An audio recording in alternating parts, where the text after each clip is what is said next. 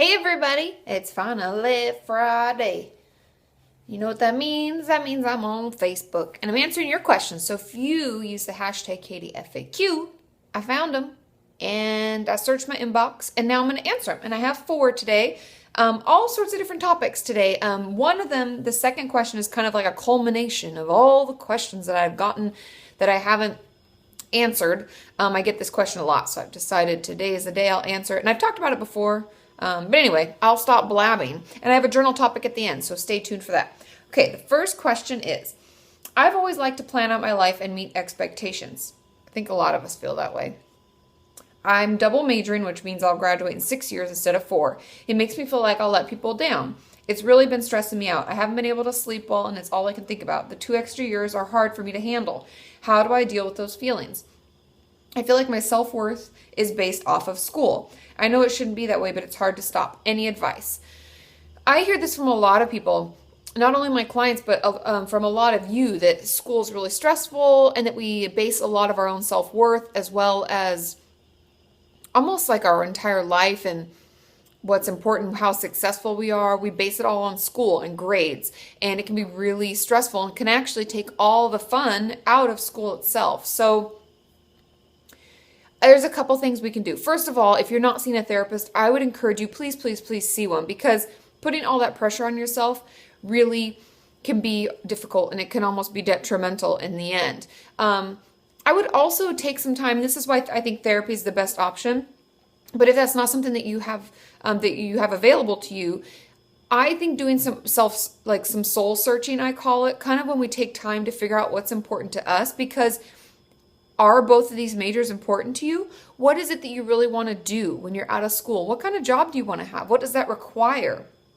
I did that a lot when I was deciding what kind of graduate program I wanted to go to. I decided kind of where I saw my path, my career path going, and was that somewhere that I needed my PhD or I needed my MD? Like, how far did I really need to go to do what I really wanted to do? And come to find out, I only really needed 2 years after undergrad. So take some time to consider what's important to you.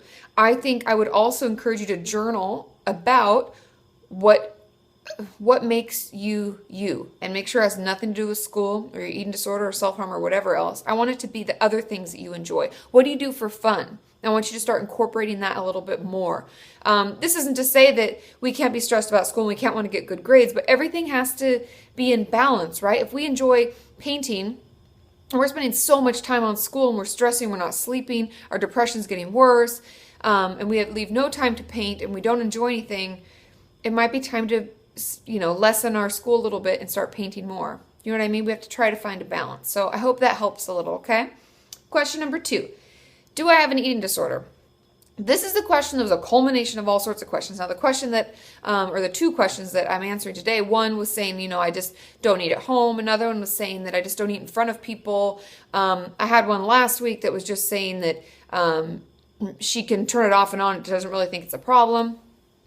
If you count your calories, if you don't eat in certain scenarios at all, if you have a lot of rules that you follow around food, if you have to make up for what you've eaten or earn what you're about to eat, or if you put any extra thought into what you do, if you don't just eat when you're hungry and stop when you're full, and if you crave something, you don't allow yourself to have it, we're talking eating disorder-like behavior.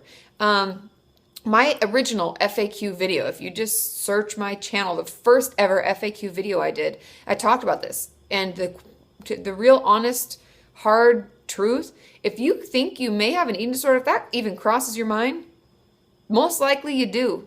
And I would encourage you to get help. I'd encourage you to talk to someone before it's clearly evident that you do, and your doctor's saying something, or a therapist that you already seen is starting to say something. I would definitely talk to someone, because putting too much thought into what we eat isn't a normal thing, just so you know, okay?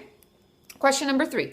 I have recently acknowledged that I'm emotionally abusive towards my boyfriend. I've been going to therapy and am a trauma survivor. And I know that I can change. Yes, you can. But it won't happen instantly. I don't know if I should break up with him or not, but I don't want to hurt him anymore. What should I do? There's a couple things to consider, and I actually really like this question because relationships are important, whether they're romantic or otherwise, and if you've been emotionally abusive to him and he's still hanging on and you love him and you want it to work, you can try to stick it out. I would encourage you to also go to couples therapy with him so he can understand, and he can also heal through the process. But I guess it's just a little tricky, because if you feel like your relationship is so damaged, because it can be, we can do damage to things, right? And I know that sounds terrible, but if you feel like it's so damaged and there's been so much hurt that there'll be so much resentment and pain that you feel as a couple, then I would consider breaking up with him. We all deserve to have healthy, happy relationships. And there are people that I dated that I broke up with, and some of us had nasty breakups, some of us not so much, but given the time and the circumstance and everything that we'd gone through as a couple, it just wasn't healthy anymore. And there was no turning back, and there was no fixing what had happened, because it already had happened. And if you feel like you've reached that point, then I think breaking up is probably the best choice. But if you feel like there's still a lot of love and there's still a lot of joy in your relationship and the friendship between you two, then I would work it out. But it's going to take a lot of healing, and you're going to have to give him time to understand and heal as well. Okay? Question number 4. Hey, Katie, my question is, do I have to show all the common symptoms of depression to actually be depressed? My mom has told me that I'm not depressed because I don't act like it. I'm planning to see a therapist soon for self-harm behavior and intend to get an opinion from them. But I also value yours on the issue. Thanks so much for your time. I love your videos and find them very helpful. I'm going to sneeze. Oh, that came so quickly. Excuse me. Sorry. Okay. No, you don't have to show all the signs of depression. A lot of people say that, and I get really frustrated, especially parents, because they don't understand. And they'll be like, well, you don't seem depressed. I don't understand. Or, well, I don't think that's anxiety. You sleep just fine. They have no idea what's going on. And the truth be told is that we hide a lot of it, and we pretend to be happy. How many times do you feel like you're like, I'm fine, and inside you're just like, oh my God, my life is so terrible right now. I just don't even, right? But nobody wants to say that. You don't want to run into somebody in the elevator and they're like, good morning, how are you? And you're like, oh, I'm really shitty. Today was terrible. Oh, I can't even deal with it. My depression's getting... That's not what we do, right? We don't just dump all of this information on people. So it's common for us to hide it and to smile and grin and bear it. And the doctor or the therapist or anybody that you see will know better. So don't you worry. You just be honest about how you're feeling and what you're going through, and they'll make sure you get the care and the support that you need.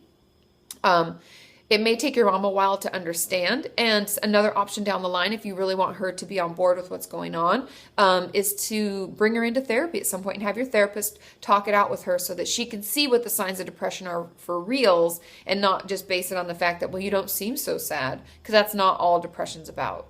Okay? I hope that helps. Now, the journal topic for today. This is something that came to me in my car when I was driving home. It's Christmas season. It's holiday season. Everybody's buying gifts, having secret Santas, blah, blah, blah. We're buying a lot. We're owning a lot. And there's also this Drake song called Own It that I listen to all the time. And I just think that it's powerful to own up to things that we're doing. I have worked a lot in therapy to own up to the fact that I am very straightforward. You know what you get with me, you know I care about you, or you know I don't. And if you've hurt my feelings, I've told you. I'm very direct. And that can be really difficult for a lot of people, and I own that, right? But there are some things that people try to throw onto you that you don't own. Like, I'm not a bad person. I'm not mean. Somebody might honk at me when I cut them off. I didn't see them. Oh, I didn't mean to, right? So I want you to take some time today to write down what you own. What's yours? What's something you're responsible for? Something you do and you know.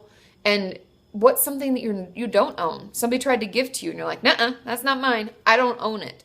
I think it's kind of powerful. And I always feel really like, yeah, I own that, and no, that's not me. So take some time today and write that down. I hope that helps. It's something that I do personally that I really enjoy, and that helps me kind of overcome the things that I feel have been put onto me. Have a wonderful weekend. I have a great video coming out on Monday, so make sure you subscribe and stay tuned. I love you all. See you then. Bye.